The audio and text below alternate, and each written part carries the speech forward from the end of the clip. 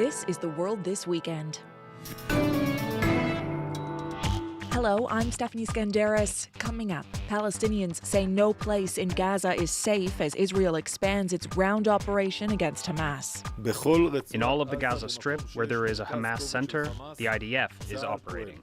Also on the program, the effects of climate change on global public health tops the agenda at the COP28 conference. It's now recognized as the greatest threat to human health of our 21st century. And saying goodbye to a Canadian rock legend.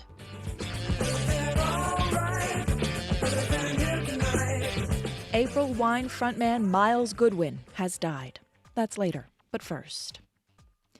Israeli forces are now pushing into southern Gaza. The IDF confirming the expansion of its operations today, saying it's attacking Hamas's presence in every part of the Gaza Strip. Israel resumed its bombing campaign Friday after a week-long truce expired. As Katie Simpson reports from Washington, officials in the Biden administration continue to urge Israeli forces to protect Palestinian civilians. There is panic and chaos amid the urgent rush to get the wounded into hospital after Israeli bombs struck in and around the southern Gaza city of Khan Yunis.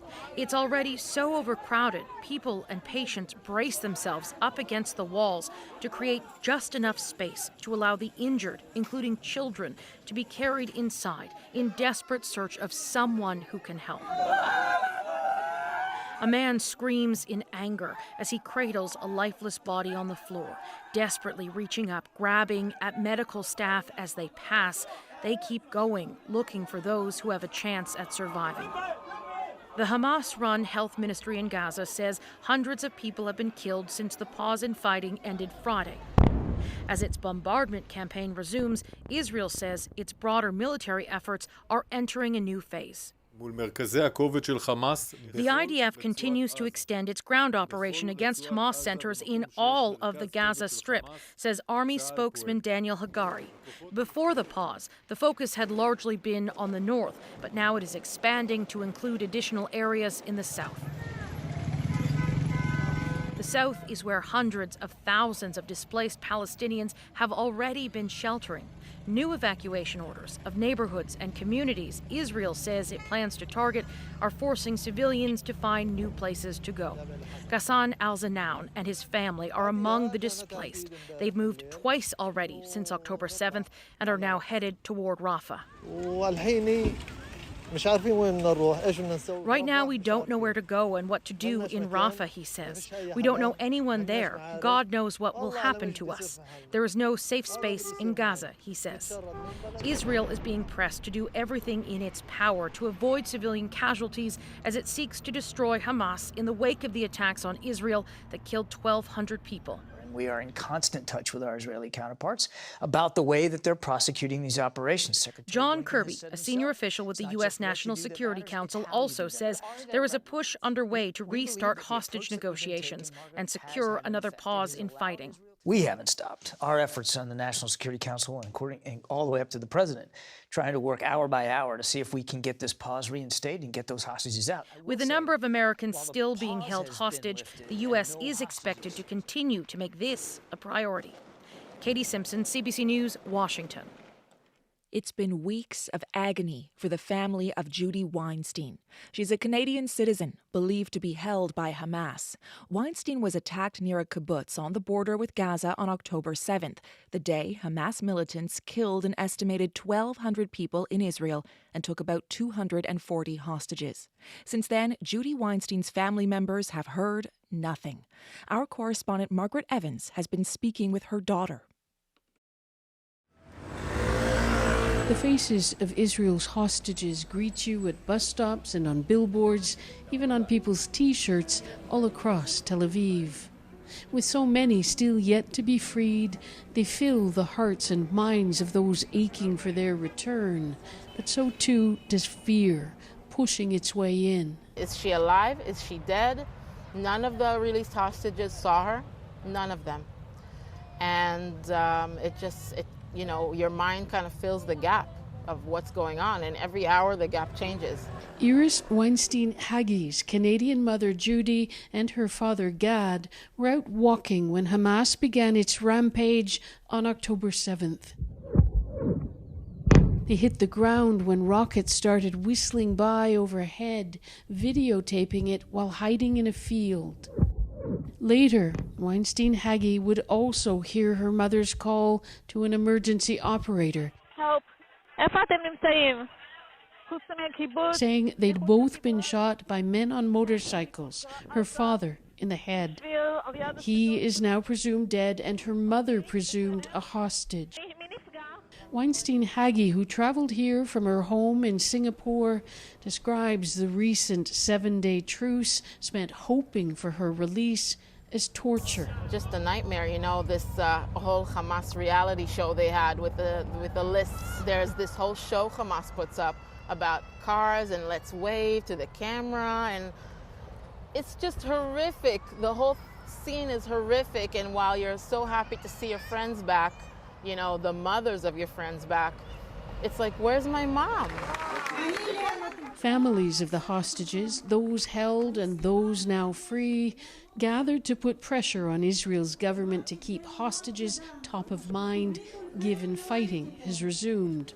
Michael Levy's brother Or is being held. We want the government to do whatever they need to do in order to bring him and the other hostages back as soon as possible.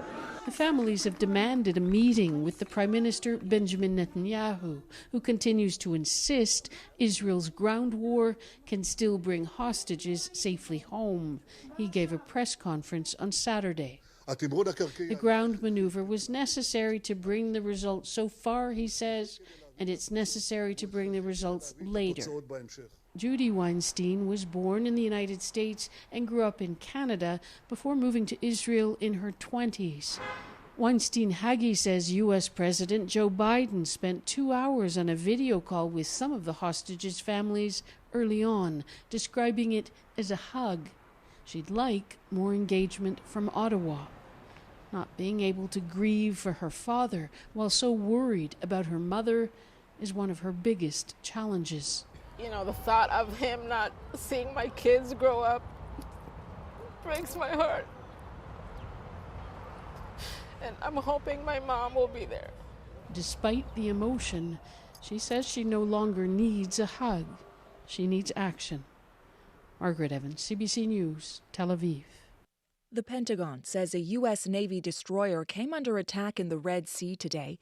The USS Carney shot down a drone while responding to a distress call from 3 commercial vessels. Iran-backed Houthi rebels in Yemen claimed to attack 2 Israeli ships, but made no mention of attacks on an American ship. Israel's military says the 2 ships have no connection to the state of Israel. Houthi rebels seized an Israeli-linked cargo ship last month. The group has vowed to target more Israeli vessels until Israel ends its offensive in Gaza. At least 4 people are dead and another 50 injured after an explosion at a university in the Philippines. A bomb went off inside a university gym in the southern city of Marawi during a Catholic mass. Defense Secretary Gilberto Teodoro says the bombing followed a series of military operations against local pro-Islamic State groups in the south. We shall leave no stone unturned in order to root out the perpetrators of this heinous crime. Let us remember that this was done in a religious occasion, and the intent really to foment terrorist activity, to foment confusion, chaos. The Islamic State has since claimed responsibility. In 2017, Marawi was taken over by Islamic State militants for 5 months, where fighting with the Philippine military killed more than 1,000 people. The COP28 climate change summit in Dubai has broken new ground, dedicating the day to talking about the health impacts of global warming, the first time it's ever had a day focused solely on health. Air pollution kills millions each year as global warming changes weather systems. Climate issues have also been linked to malnutrition, malaria, and heat stress. Mia Motley is the Prime Minister of Barbados. We have come thus far, not just talking about climate and health, but really seeing the consequences of it. The consequences of it for those who have had to endure wildfires, the consequences of it for those who have only known scarcity with respect to food and water, the consequences of it with respect to those who are now the victims of heat. A group of Canadian doctors is also at the climate summit pushing for change.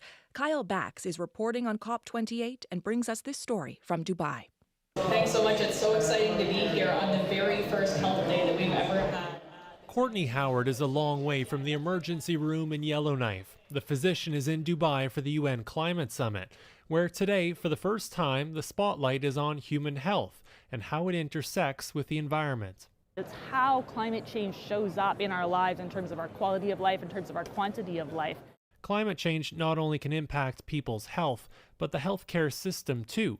Wildfires this summer shut down the Yellowknife Hospital for several weeks. It's a 100-bed hospital, required a military operation for us to relocate those patients with the help of people from multiple provinces in a healthcare system that's already under strain. Today at the UN Climate Summit, more than 120 countries, including Canada, are signing a declaration acknowledging people's health needs to be protected from the impacts of climate change. Scientists say the warming planet is increasing the risk and frequency of extreme weather events. United States Special Presidential Envoy for Climate, John Kerry. The climate crisis and the health crisis are one and the same, totally connected, totally converging at this moment in time. In Canada, a heat dome 2 years ago was responsible for 66 deaths in Alberta. Last year, the same type of weather event contributed to more than 600 deaths in British Columbia. Climate change is having significant health impacts across the globe. Kathleen Ross is president of the Canadian Medical Association. The group is pushing the federal government to establish a health and climate secretariat, in part to modernize the country's healthcare system to make it more resilient and reduce its carbon footprint. Linking climate change with healthcare is vital, she says. It's now recognized as the greatest threat to human health of our 21st century. So it is time that we openly name it and start looking at all the changes that we're looking towards for climate, really addressing health at its core. We're sitting in the big room today.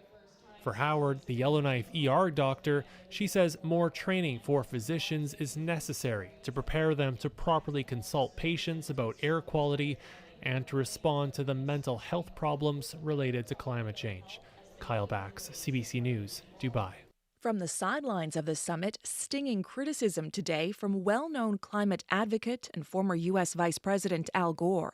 Gore slammed the president of this year's conference, Sultan Al Jaber, who's also the CEO of the region's largest oil company. This industry is way more effective at capturing politicians than they are at capturing emissions. And they have captured the COP process itself now and overreached, abusing the public's trust by naming the CEO of one of the largest and least responsible oil companies in the world as head of the COP. Gore also presented research that he says proves the United Arab Emirates greenhouse gas emissions soared last year. The UAE had no response to Gore's remarks.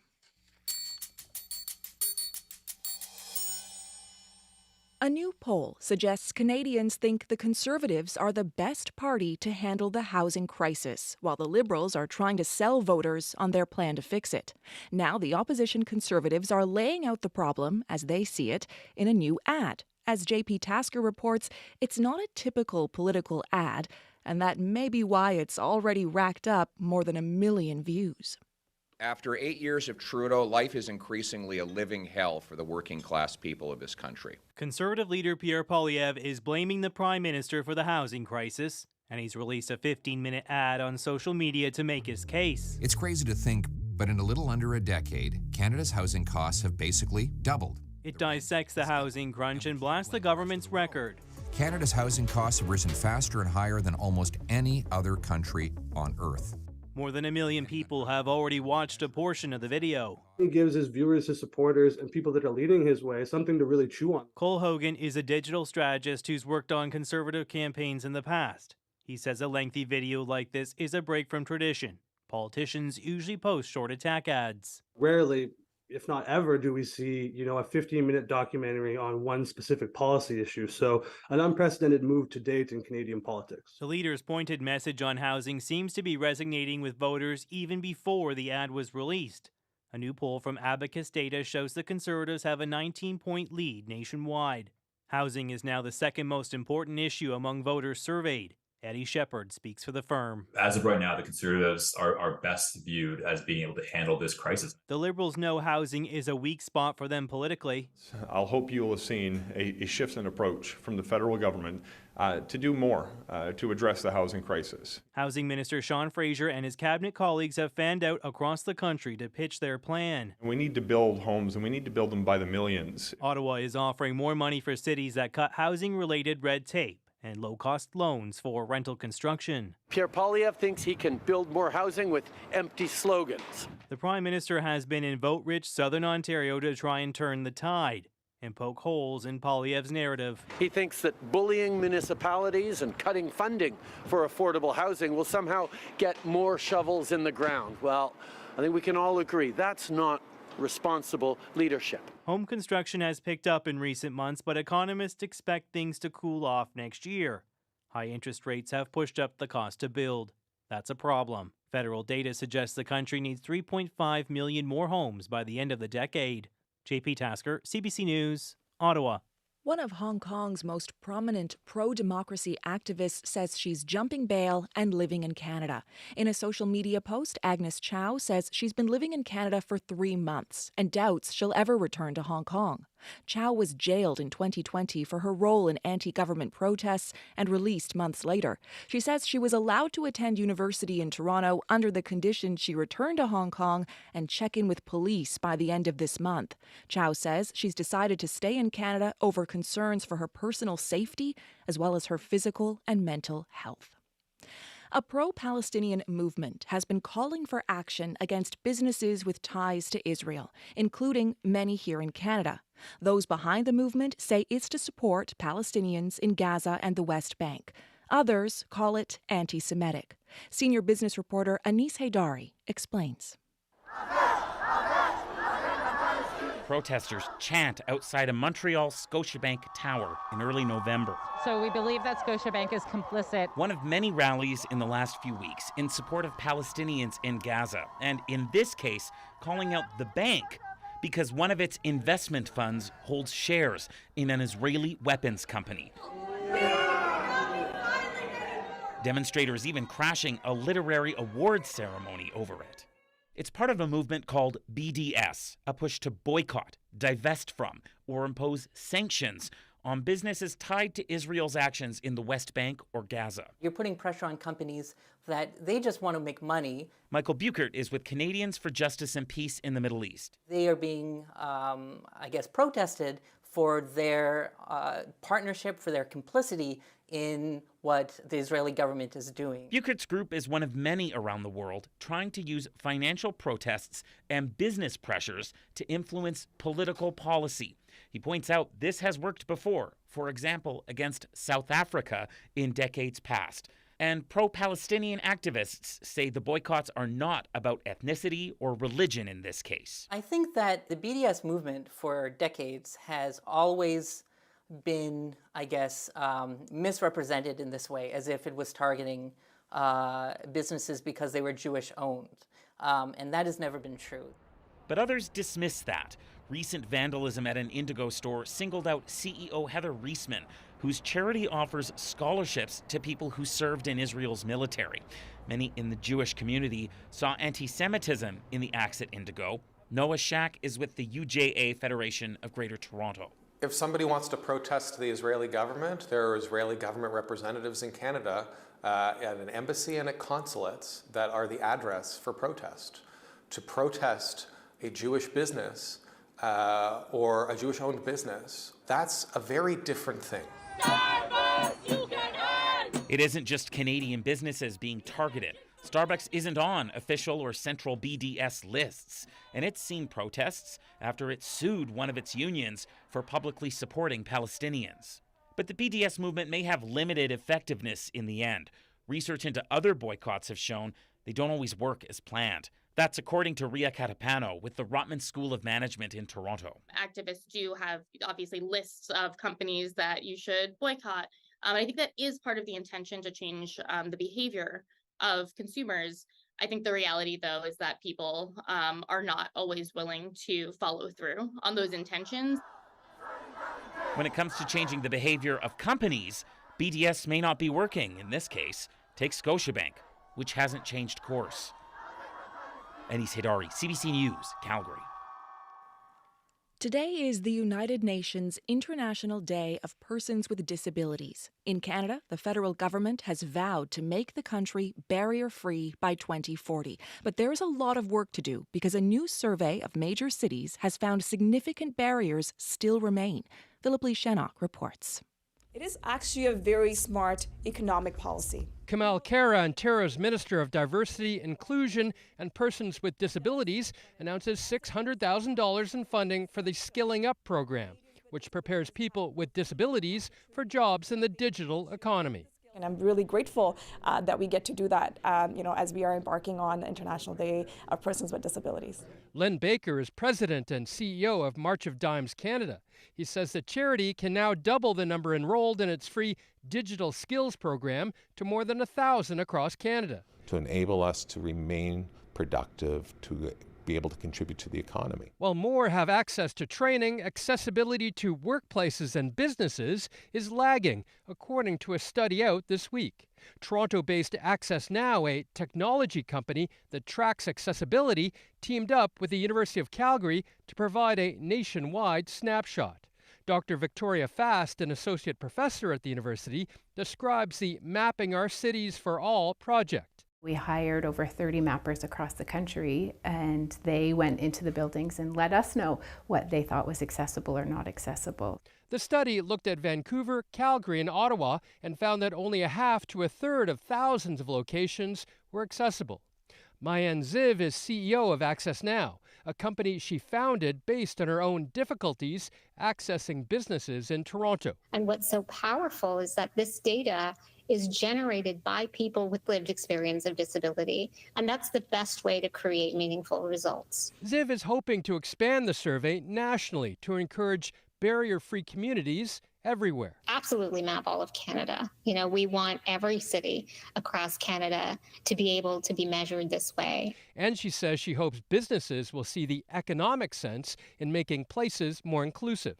According to Statistics Canada, more than 6 million Canadians have a disability, which is expected to increase with an aging population. Good accessibility is also good customer service.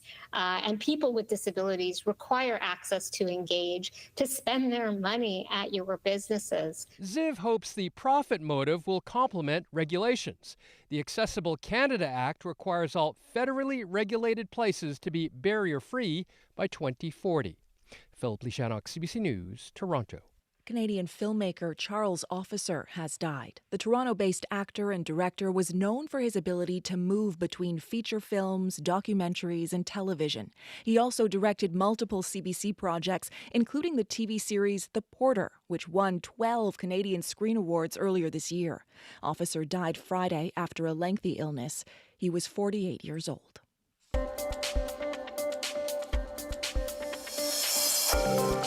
You're listening to The World This Weekend on CBC Radio. I'm Stephanie Skandaris. You can listen to this program anytime on the CBC Listen app or on the CBC News YouTube channel. In Washington. That's some of Queen Latifah's 1989 hit, Ladies First. Queen Latifah is among the latest group of Kennedy Center honorees for lifetime achievements in arts and entertainment. She's the first female rapper to receive the tribute. Other honorees this year include musicians Barry Gibb and Dionne Warwick, opera singer Renee Fleming, and comedian Billy Crystal. Well, Paris has the Eiffel Tower. Rio, the statue of Christ the Redeemer.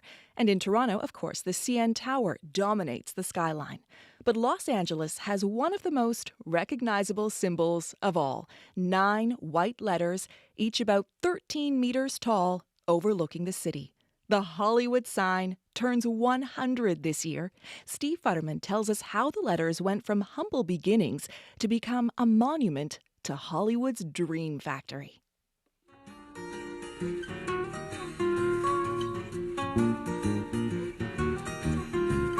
You know the Hollywood sign stands in the Hollywood Hills. It began as a promotional sign for a real estate sale. The sign was first built in 1923 for a land development company called Hollywood Land. Today it is arguably the most recognizable sign in the world. In 1972, Dory Previn wrote a musical review about the sign. At one point, she lyrically compares it to the Statue of Liberty. It is a typical day here at the Lake Hollywood Park. This is a small park.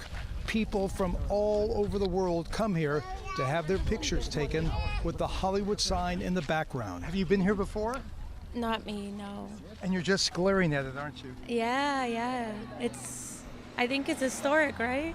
Yeah, it's wonderful. We came here because my sister-in-law is from Ukraine, and she's always wanted to see the Hollywood sign. Hollywood, it's the movies. It's where the old movies built. It's all movie stars here. The sign itself is pretty simple. Jeff Zaranam is the chairman of the board of trustees that oversees the sign. It's probably one of the least expensive landmarks ever built, right? So, I mean, if you think of the pyramids, how long did that take to build? Or the Statue of Liberty or the Golden Gate Bridge. But the Hollywood sign, it's there, and I have the honor of maintaining it. For this woman from Italy, the letters are symbolic of something much bigger. It's such an iconic spot. It symbolizes, I think, the dream that we all see around the world, and coming here in LA and find true passion, and you can express the things that you like the most. You can get close to the sign, but to actually get to the sign, you have to climb fences, ignore trespassing signs. There are motion sensors, and you won't be there for long. Back to our breaking news. A man believed to be a YouTube prankster has climbed the Hollywood sign. 8 years ago, someone did get to the sign until they were arrested.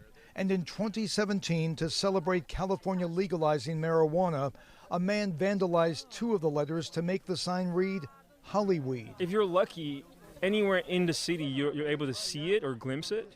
I think that's a cool thing to have, because it's kind of like, the Christ the Redeemer in Brazil, where you look up and you're reminded of, oh, yeah, we're being watched over. And in LA, it's more of we're all here in pursuit of the same thing. Next Friday, there will be special events to commemorate 100 years. Steve Futterman for CBC News, Los Angeles.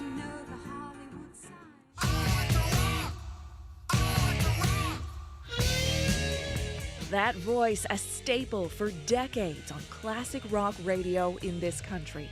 Miles Goodwin, the longtime frontman of April Wine, has died.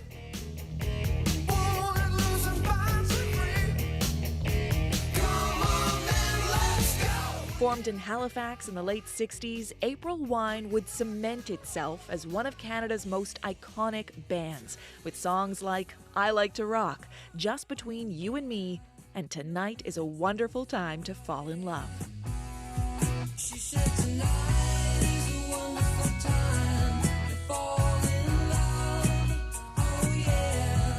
Miles Goodwin was born in Woodstock, New Brunswick, and helped form April Wine as the lead vocalist, guitarist, and main songwriter.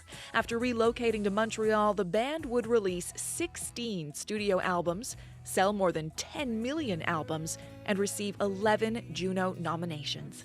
Goodwin would also pursue a solo career, releasing songs online like this one from 2021 called Will the Last Voice I Hear Be an Angel?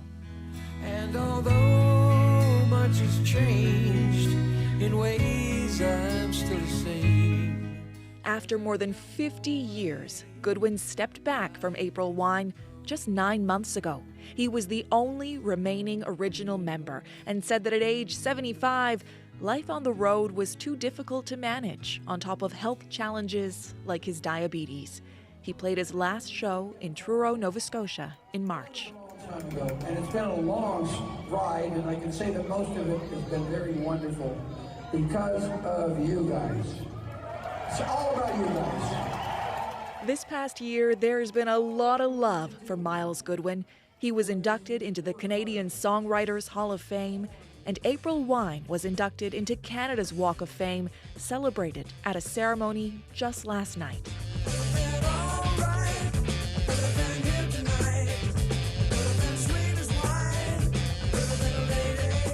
In honor of Miles Goodwin, we'll leave you with one of April Wine's biggest hits. It was a cover, but the band made it their own.